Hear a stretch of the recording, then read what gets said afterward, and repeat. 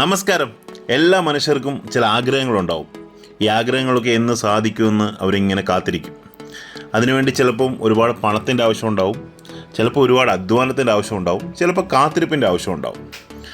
ഞാനും കാത്തിരിക്കുകയാണ് എൻ്റെ ഒരു ആഗ്രഹം നിറവേറാൻ വേണ്ടി. ലോകത്തിലെ തന്നെ ഏറ്റവും വലിയ പേപ്പർ മണി എക്സിബിഷനുകൾ ഒന്നാണ് നെതർലൻഡിൽ നടക്കുന്നത്.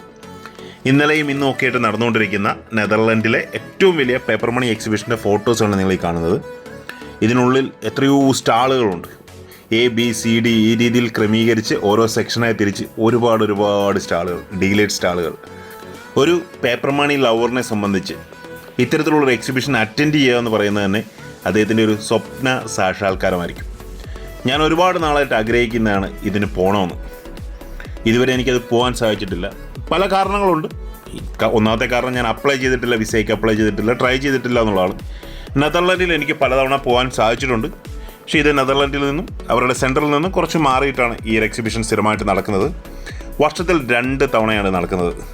ഇപ്പോൾ ഈ നടക്കുന്ന സെപ്റ്റംബറും അതിനുശേഷം മെയ്യിലും. അങ്ങനെ 2 തവണയായിട്ടാണ് ഈ ഒരു എക്സിബിഷൻ നടക്കുന്നത്. 2 തവണയും നല്ല തിരക്കായിരിക്കും. ഇന്ത്യയിൽ നിന്നൊക്കെ ചില ഡീലേഴ്സ് പോകുന്നുണ്ട്.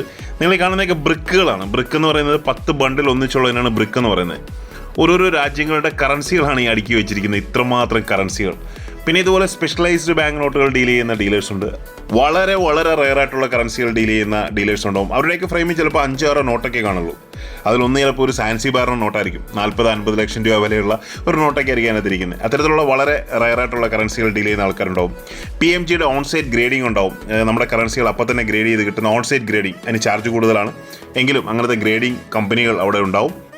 തൃശ്ശൂരുള്ളവർ തൃശ്ശൂർ പൂരത്തിന് അവരുടെ സ്വന്തം നാട്ടിലെത്തുന്ന പോലെ, ആലപ്പുഴക്കാർ വള്ളം കളിക്ക് അവരുടെ നാട്ടിലെത്തുന്ന പോലെ, ചില ഉത്സവങ്ങൾക്കും പെരുന്നാളുകൾക്കൊക്കെ സ്വന്തം നാട്ടിലേക്ക് തിരിച്ചെത്തുന്ന പ്രവാസികളെ പോലെ ഈ ന്യൂമിസ്മാറ്റിക് അല്ലെങ്കിൽ ഈ കറൻസി എക്സിബിഷന് വേണ്ടി ഒരുപാട് ആളുകളാണ് എല്ലാ വർഷവും വരുന്നത്. ഒരു ആഘോഷം പോലെ വരുന്നത്. എനിക്ക് ഏറ്റവും ഇഷ്ടമുള്ളൊരു സെക്ഷനാണ് ഈ കാണുന്നത്. ഇത്തരത്തിലുള്ള യൂസ്ഡ് ബാങ്ക് നോട്ടുകളുടെ ബോക്സുകൾ. ഇതെല്ലാ എക്സിബിഷനും ഇത്തരത്തിലുള്ള ചില ഡീലേഴ്സ് ഉണ്ടാവും. അത് ഏതെടുത്താലും €1 അല്ല €2 €5 ഒക്കെ ആയിരിക്കും. അപ്പോൾ അവിടെ കുറേ സമയം നോക്കി അത് കണ്ടുപിടിക്കുക, നല്ല നോട്ടുകളൊക്കെ സെലക്ട് ചെയ്യുക എന്നുള്ളത്. പിന്നെ ഒരുപാട് ഓപ്ഷൻ കമ്പനികൾ ഇവിടെ ഉണ്ടാവും. ഓപ്ഷൻ നടക്കുന്നുണ്ടാവും, ലൈവായിട്ട് ഓപ്ഷൻ നടക്കുന്നുണ്ടാവും.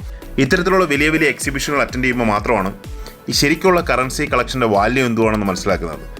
ശരിക്കുള്ള കറൻസികൾ നമ്മൾ കാണാൻ സാധിക്കുന്നത്. അത് വളരെ റെയറായിട്ടുള്ള കറൻസികളൊക്കെ നമുക്ക് കാണാനൊരു അവസരമാണിത്. ഇപ്പോൾ എന്തെങ്കിലും ഒരിക്കൽ, മോസ്റ്റ്ലി നെക്സ്റ്റ് ഇയർ മെയ്യിൽ ഞാനിങ്ങനെ പോകാൻ പ്ലാൻ ചെയ്യുകയാണ്.